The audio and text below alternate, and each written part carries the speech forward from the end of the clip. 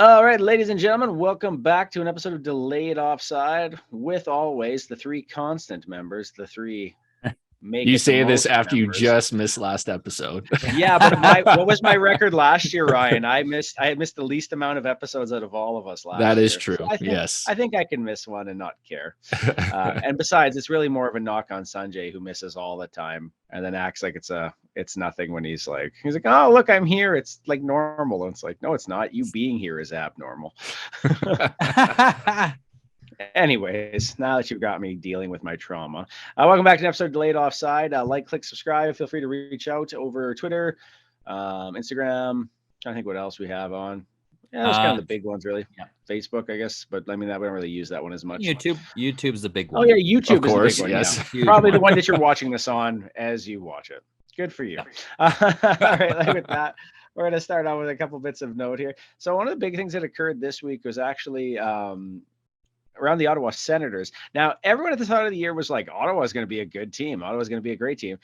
Right now, they're an okay team. They haven't actually been very good as of late. They've lost a lot of games that they probably should have been in, or at least should have won.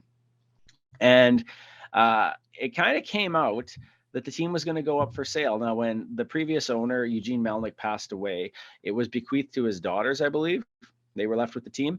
And one of the things is that there was kind of a renewed hope around the team that people would be able to get deals done. They'd be able to lock down a new home, a stadium that they've been in need of, a new location, because Eugene Melnyk had not really had much success with that, mostly because he seemed to piss a lot of people off.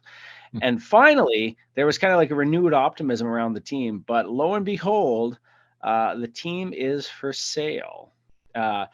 What are your thoughts around this? Do you think that this is actually a risk that this team could you guys are probably going to jump into the next part ahead of me before I even introduce it, but that's fine. Do you think there's a risk here that this team could actually be moved outside of Canada, or do you think it's likely that the team is going to end up staying put? I don't think that there's a risk of it moving outside of Canada, because one of the stipulations on the sales is that it stays in Ottawa. Correct. Yeah. You don't think that is what I would also say. I think you can get past that at all. I think you could. If you're Bettman, maybe he'd be like, what about a second team in Arizona? Why would you buy a second team in Arizona?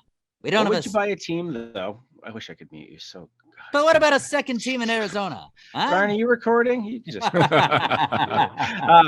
But honestly, why would you buy a team where you have no control over what happens with that team? That doesn't make any sense. So you're telling me if somebody comes in and buys another team and they could potentially move to a more lucrative market, they would have to keep it? Like, why would you give that power up? Now, I understand if it was a temporary thing, like 10 years or at least something like that, but to give up like that much control over your team seems a little bit silly, especially when you consider that the Ottawa Senators are not a high, like a big market team. They're not making a ton of money. They haven't had a ton of sales. The team's product is piss poor. Like, why would you let yourself be like loopholed in that way? Just to be part of the big boys club, to say that you own a sports franchise. I think actually most of the people that own a sports franchise end up losing money on their franchise. I don't think it's a hugely lucrative business deal. I think it's more just like a fun little toy that these rich people like to have in their back pocket. I think part of it too is taxes, right? Like you can write stuff off. If I have a loss in my business, I can write that off.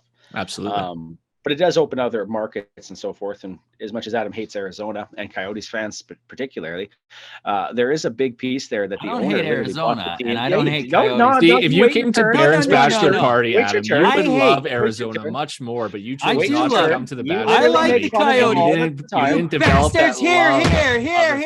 The Arizona Coyotes like Barron and I have, because we actually attended those games. It was good. Hey, I like their arena a lot. Except for how cold it is. I've been to an Arizona game. He keeps saying this, but he keeps like crapping on them in the group chat all the time. No, I'm not crapping on them. They should be moved. Their fans deserve nothing. They should be moved. Why are we wasting their time? No, I'm not saying they're anything good for those people. I'm not crapping on you're the a Coyotes team. fan, let us know your action, because he hates you. He legitimately doesn't want anything good for you. I don't. I hate he wants you out of the desert. He wants you gone. Oh my God. Is this thing on? God damn. I hate the fact that Bettman is like, go ahead, gaslight us. He keeps throwing them life jackets that are like expired, right? The foam's all moldy, and he's like, oh, well, you know what? Here's another one. This one's been in the no, that one's not holding you up either. Okay. Here's a little floaty bath toy in the middle of the ocean. Try this one. Yeah, no, you still no. Here's a brush. This is the second time you've done the Bettman impersonation, and like I'm trying to figure out who it sounds like. It's not Bettman. No, we're half-hour episodes. We're half-hour episodes. Bettman would be Bettman would be more like the Arizona Coyotes are not going anywhere, and that's better. Yeah, but that's because the first one was so bad. Like whatever he did, it was going to be like better. It was like a 60s gangster or something like that, or 40s gangster. Yeah, he's like, see here, like, you know what I mean? It's like going to be the most annoying episode already, and you can I can just tell like Adam when he does his subscriber post, he'll be like 375, and it'll be like 373, 371. Why are we losing subscribers? People just be like unsubscribing, being like, "F this noise. What is this garbage?" All right. Anyways, though, so there is lots of talk now. There's for some reason there's some interest from Ryan. I don't have even remotely enough money, Reynolds, to buy this team, and it's a big important thing. Like, if you own a sports franchise, like you said, it's like a huge write-up, but it's also like $1 billion thing, and even though the team is actually like not in a great spot necessarily, they're kind of one of the cheaper sports franchises you can get in a major league, and it has the opportunity to grow extensively in the next couple of years. But do you think that this whole like Ryan Reynolds thing is actually legitimate, or is this just like an attention thing to drum up some interest? What are you guys' thoughts on this? Oh, where there's smoke, there's fire. He bought the soccer team with Rob McElhenney, and how much did he pay for that soccer team though? €5. I have no idea. That's what I mean. Like, I don't think it's as much money. Well, and that's it. And what the revenues is he getting back from that? And there is a documentary that they have filmed based on that buy, right? But yeah, you're absolutely right. His worth is what, $150 million, and the franchise to buy is like $3.4 million. Yeah, 3.4 million or billion. Reynolds was there because, according to Google, he bought the local soccer club for $3.4 million. Right. And so like the Ottawa Senators are like worth how much right now? What's their sale price at? What were we thinking? Do we know? It was in the billions. It was like, no, really? No way. Yes. Oh, I think it's sub $1 billion, but I think it could grow to $1 billion was the thing. Yeah. Well, there was a tweet that someone shared. $525 million US is what it's valued at. Yeah. Okay. Still not enough. So he'd need a partner, or he'd need multiple partners in order to do that. And he'd need to like finance his house. And you know, like, I think he and Hugh Jackman should team up along with any other X-Men. I don't think Hugh Jackman has as much money either, you know. Oh no, yeah. It would be many celebrities having to team up to buy a franchise. But I feel like a half of our jokes are somebody else's Twitter post and we just verbalize them. Well, that's it. Like, to me, it's almost like Ryan Reynolds is trying to be the new age John Candy.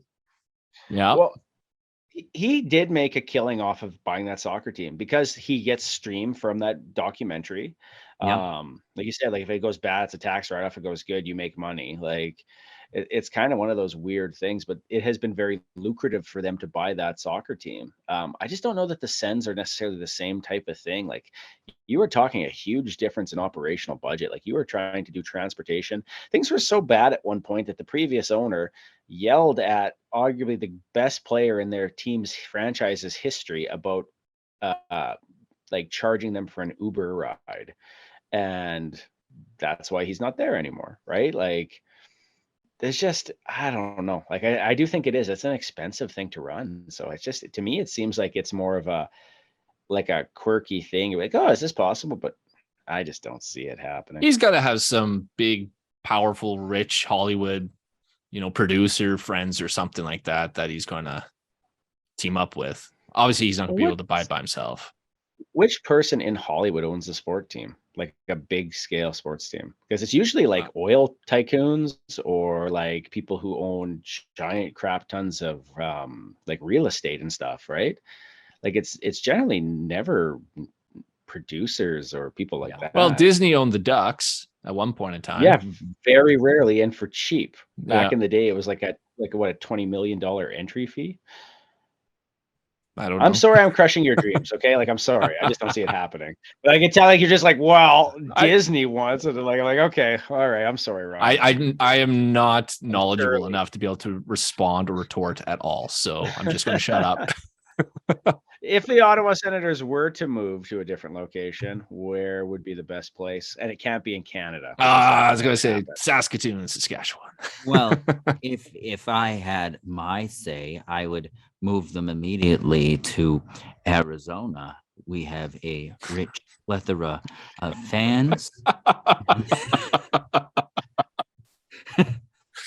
I will say, when we were in Arizona and we were taking the Uber and we were like, hey, take us to the Coyotes game. The Uber driver was like, the what? Your professional hockey team. We have a what? You guys have a professional hockey team. Really? No way. That's cool. So also state, for all the stuff people talk trash about it, those games were, one, very busy. Two, there was tons to do around there. Like tons in that area. That's awesome. It wasn't so far outside the city, right? But it was a really cool location. It was a jaunt to get to. It was a jaunt to get to. But like honestly, everything in Arizona felt like a jaunt to get to, like from one town to the next. So where are you going to send the team then?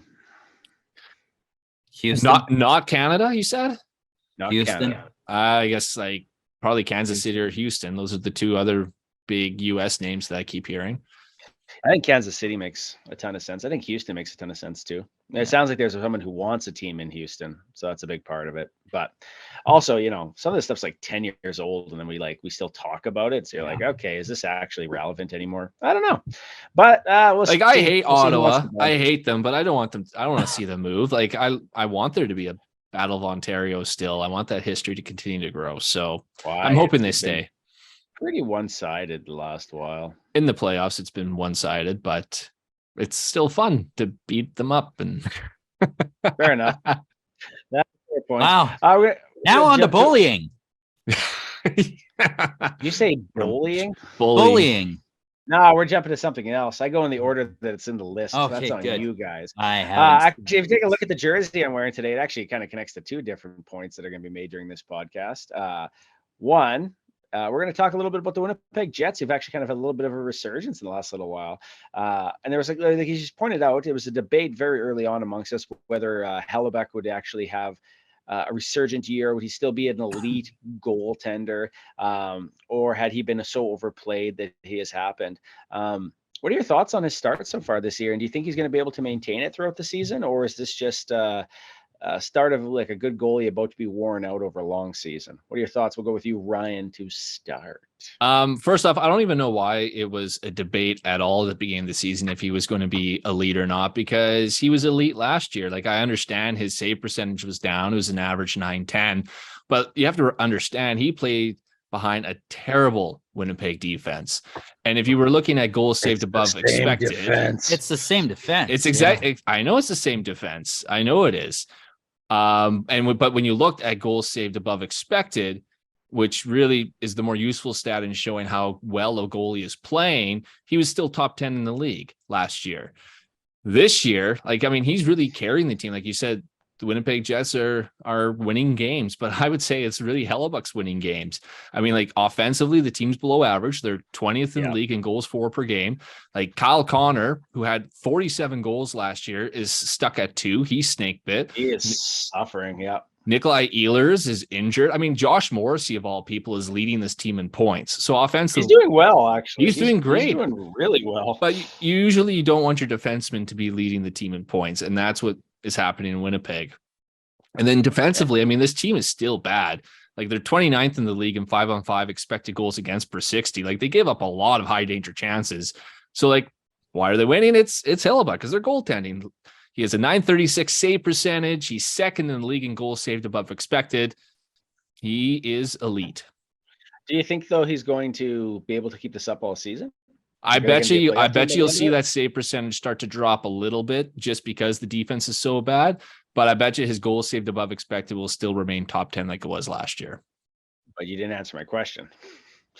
Sort of, I did. I said that you might think his play is starting to decrease, but it really isn't. It's just because his defense is so bad. So it will. Oh, will they make the playoffs? I don't know. I still think they're a bubble team. I think they'll probably miss out. I just don't think the team's good enough. Like maybe if Kyle Connor can start scoring again and Nikolai Ehlers comes back and they can get some offense going. But I mean, that defense is so bad, guys. It's tough. I actually think the scoring drought's probably a little bit on the coach. His style does not foster a high octane offense at all. And if you look at guys like Sagan and Ben, who are like on the declining point of their careers, I think we have to accept that.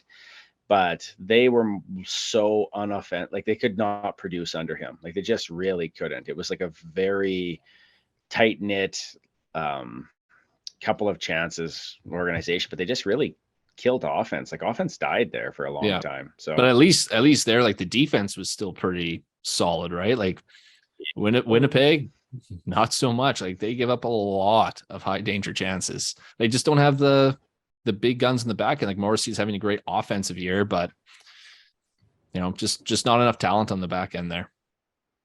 Yep. Adam, any more thoughts on Hellebuyck?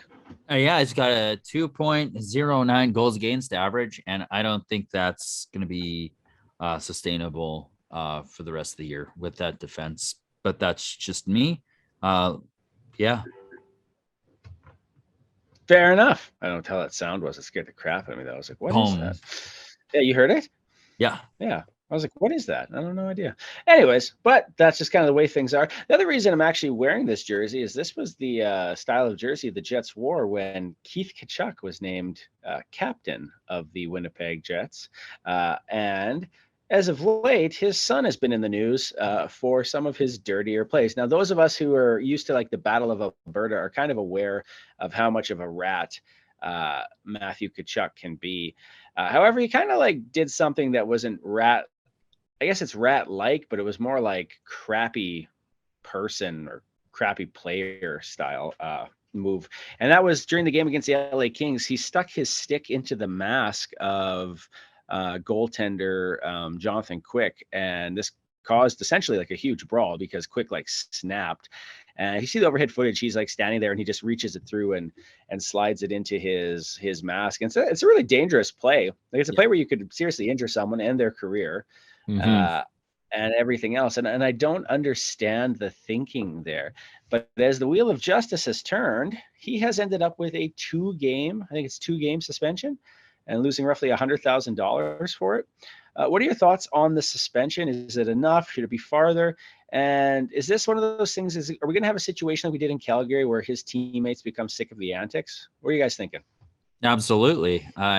Already is back to his old kind of game where he's playing like a douchebag and trying to get under other people's skin in kind of the wrong way and helping his team get fired up that way. But ultimately it's selfish play and they're going to get tired of it. They're going to get tired of jumping in for him. I think it's going to deflate that team and impact them in a negative way. And honestly, I think the guy should have gotten a harsher punishment. He's done this before. He's made stupid plays like that. He's done dangerous things like that. Set a precedent.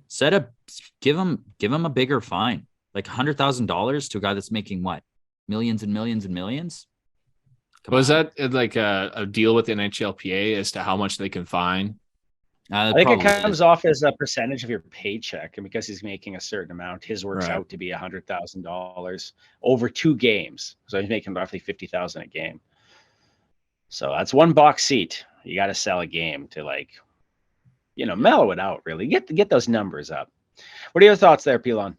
Yeah, I was just looking up to see how many times he's been suspended. So this is his 3rd suspension of his career. So just for that and the fact that I didn't see the play, but just from your description of it, Baron, it sounds pretty dangerous and not premeditated, but like he obviously meant to do what the hell he was doing. So I'm surprised it was only 2 games. I would have thought I don't know. But at the same time, I'm just like, I can never understand, you know, how they come up with the numbers that they do in terms of who, like how many games someone gets suspended. So am I surprised? Not really, but I think he should have probably had more. That's the thing is I don't actually understand either. Like a lot of times these things pop up and you're like, okay, this is what it was. This is why. But really when they give the suspensions, like I feels like it's almost no one actually really knows what's going to happen. It Like, never feels consistent. Exactly. Like it's always different based on each situation, but it's to the point where you could see something very bad happen. You'd be like, oh, well, they're going to get like a game. Yeah. Right. Yeah. And it's a surprise when you get actually a worse sentence. You're always like, oh my God, like they really hammered on that guy. But then every time you're like, oh, never mind, you know? So I don't know. Like it's always weird that way. I'm just reading this one line. It says this will be the third suspension of Matthew Tkachuk's career, and the only reason his play wasn't met with more strictness from the NHL is that he didn't hit Jonathan Quick with an abundance of force. Yeah, it's very much like sitting beside him and putting it in there. I put it into the group chat so you can watch it later and see at least one of them. But there's some other ones there. Quick goes down and then Quick gets up and he is pissed. So it's kind of impressive.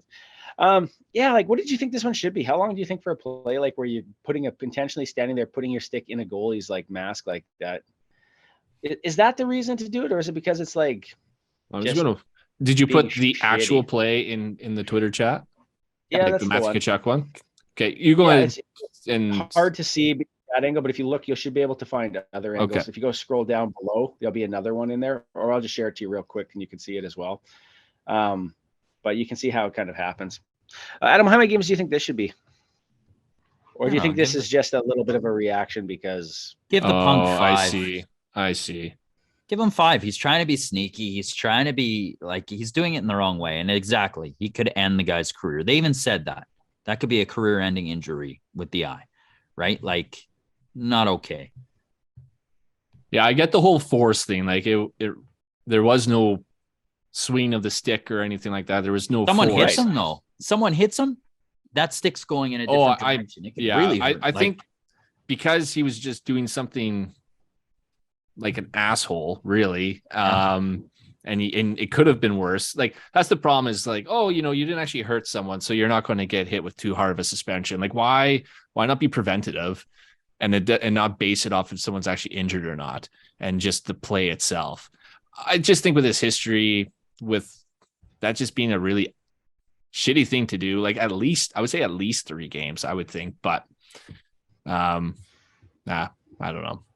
Do you think the league is going to look now if he does something else this season and they're going to throw the book at him, or is he probably going to get to walk away again?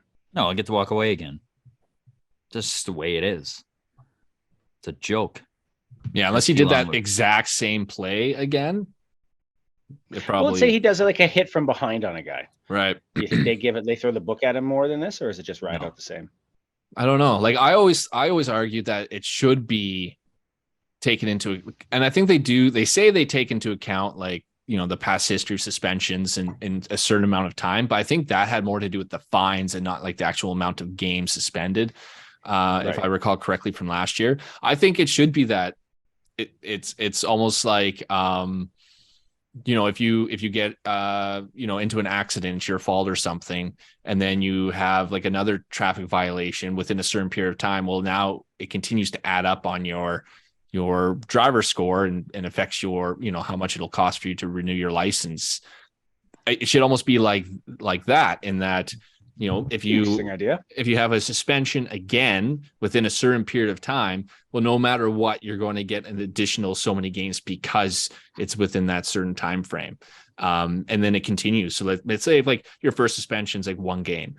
Well, your second suspension, no matter what, it's going to be 3 games because it's your second suspension within a certain time. And then it continues to rise by a certain amount. And then it could even be more based on like how severe the play was, right? Like that's how I think it should be. But well, I think the thing with your model is that it's people will know what's going to happen.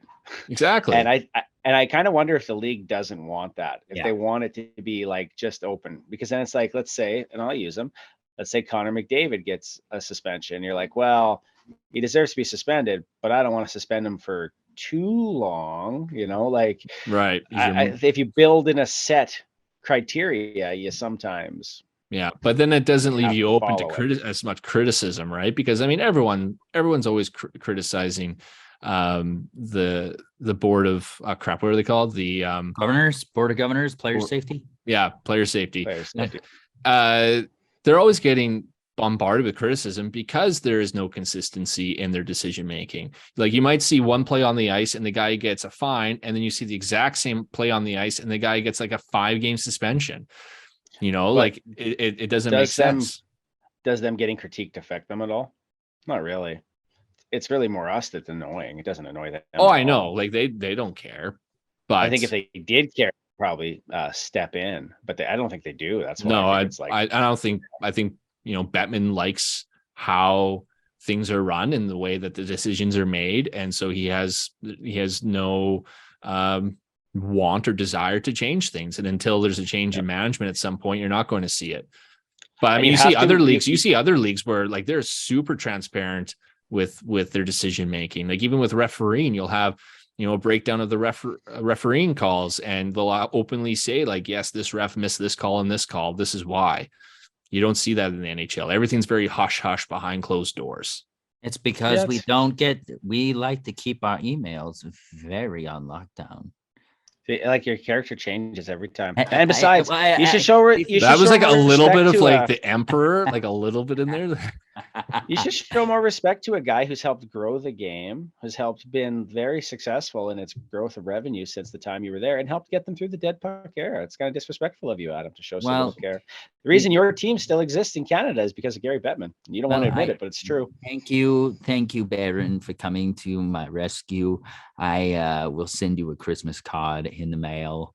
And it's changing into like Christopher Walken. It is. It's just like you guys, you don't know me. You don't know me.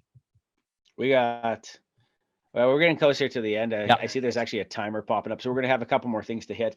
But speaking of Boston and crappy, we're going to go into the Boston Bruins as of late. They're really like piss poor decision to sign Mitchell Miller. And so this is a player who essentially it came out after being drafted by the Arizona Coyotes, had a history of abuse towards another kid, and like a long history of abuse towards a kid with I believe like a mental disability. And it's like well documented. And there was like, I think the mom was the one who first spoke out, being like, this kid's been allowed to succeed, but we've never received apologies, et cetera, et cetera. And it's kind of all came to fruition. And finally, Arizona said, you know what? We don't want to touch this. We're done. He should have apologized. It's over. Like, we're done with him. Bye. And they cut loose with him. Flash forward, and all of a sudden, Don Sweeney, the GM of the Boston Bruins, announces this signing out of nowhere. And then he says all these things like, we've done our due diligence. We've looked at this stuff. They flew him into Boston like 2 or 3 times to meet with him and talk to him. Yeah. And then all of a sudden, when Bettman is running like the show in Finland, that becomes the headline, right? Like, so they're trying to advertise the game in Finland with the 2 games between the Columbus Blue Jackets and the Colorado Avalanche. And in the middle of that conversation is basically they're just getting inundated with questions about this signing. And so he says, he's like, we were not contacted about this. We were not talked to about this. And essentially, I think he turned the pages back on to the Boston Bruins. And behold, today, about half an hour ago, maybe roughly around there, the Boston Bruins announced that they have canceled their contract with him. So, I mean, like, this just seems like one of those things where they absolutely did the Marc Bergeron. They did the I'm going to take the player because he's got skill, not because they deserve the chance or they've shown growth or anything like that. It was like, no, this is a sneaky good move for me from a like player perspective. And because of that, they really just ignored the fact that this person had done these things and they just let it go, which is always the case, right? In hockey, that if you're really good at a sport, you can be a terrible person and be allowed to just thrive in it. At any sport, what are your thoughts? Yeah. Any sport, you're right, any sport. Yeah. But what are your thoughts on the cancellation of the signing or the cancellation of the signing as of late? Well, I think it's good. Like, get rid of that contract. Don't let that guy in. You're trying to revamp a league whose culture has been plagued by abuse in numerous different ways, and like you're pulling that crap back in, and it's in a league that has a hashtag hockey is for everyone. Like it's poison to bring that in. And when your players are being interviewed about it and they're not particularly comfortable or happy with that signing, like Foligno, Bergeron, Marchand, that's Very not good point, good Adam. business. Not good business, not good look for the team. And you know what? Hashtag Boston Ruins. Yeah, Well done. It's funny because I think like the Bruins are such a likable team, you know, like they've beat the crap out of the Leafs for years and all these things, and they do. I always said like they were an this. evil organization. You wouldn't listen to me. They do shit Horrible. like this, and you're like, oh, it makes me like the Leafs a little bit. It makes more, you know? uncomfortable. Yeah. Oh, that's gross. Well, Ryan, go ahead. What are your thoughts on this? Well, I do have to say, you know, we've been dumping on Bettman a lot over the years, and this I did the right we thing. have to give him some props on this one. There, yeah, good job, Mr. Bettman, for doing the right thing and nixing it. I really wasn't expecting that to happen because, like you said, Baron, we've seen Montreal and you know other teams sign these players that have bad reputations but are good hockey players, and it just happens. They just get signed and we move on with our lives. Bettman comes in and says, "No, I'll make a point." Sure. Sorry, this just came out here. So this is from Pierre Lebrun on Twitter, and he said the leaders of the Bruins dressing room had clearly had an impact on how this finally ended tonight. Patrice Bergeron reacted to the signing. The culture that we built here goes against that type of behavior. In this locker room, we're all about inclusion, diversity, and respect. So, and Bettman stood against it, and so did the players. And I have to say, like, props to the players too for speaking out, because that's not easy to speak out against your GM and your owner. To say that you disagreed with the decision. So props to those guys too. It had to be from those guys, from that team's leaders, the guys that have been in the league and so forth. Because I think if it comes from somebody else, it just doesn't have the weight. It's important. And you might get traded if it comes from someone else. Taylor Hall says it. Oh, see ya, buddy. Back to Edmonton you go. Yeah, well, I'll take them. Not to move on to something that deserves a lot of conversation, but I think there's going to be more in the next couple of days. But we have about 3 minutes left, so we want to touch on the retro reverse jerseys again. So today we're going to focus on the one that is prominent because Sanjay isn't here to critique it, and that is the Edmonton Oilers reverse retro. This jersey, if you haven't seen it, is based off of the Todd McFarlane jersey. Now, Todd McFarlane, like a lot of Oiler fans, grew up in Calgary. Is from Calgary, and living in that time between the Battle of Alberta and seeing that one team was superior and the other team was like garbage, but like trying to be like less garbagey, he really attached himself to a winning team. And when he got older, he got more famous and successful, he pitched forward and did a logo in an alternative jersey for them. It's kind of known as the Sprocket jersey there. And I'll be honest, like I've worn it on here, but it's not my favorite jersey, the original. I think it's such a weird little jersey. bland. And I feel like between the one you're wearing and the time to now where they're wearing it again, this one here, which you can't see my fingers, probably one of my favorite jerseys they've done. But for the most part, the Oilers jerseys have been kind of terrible outside of like that blue jersey. However, with the reverse retro coming up, last year they took a lot of heat for doing a white WHA style jersey. And now you have an opportunity to kind of grab onto what the Flames really did well with, which was the Blasty jersey, bringing back that nostalgia of a very popular jersey. And I think as time has gone on, people really like the McFarlane jersey more than I thought. And so now it's been updated for a modern because it's look. become a nostalgia. Eh? Yeah, probably. Exactly. Yeah. Do you guys want to talk about it a little bit? Like you can go over some of the changes of it if you know off the top of your head. And not. Particularly, I like how they tied in some orange to the jersey, because that's, we think of the Oilers as the oil drip, the copper oil drip.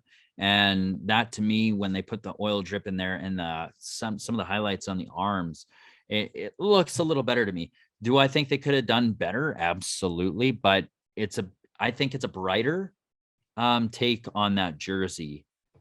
I don't mind it. Pilon, what are your thoughts? You got like 50 seconds. So be quick. Yeah, sure. I'm not a huge jersey guy, so I don't know all the history with the original. Looking at it, it looks a little plain to me with the colors. Like it doesn't quite pop as much. And I'm not a big fan of that logo, to be honest. Very good. Fair enough. I think I kind of hope this one would be better, but I actually don't mind it. I think I'll probably end up with this one, but who knows?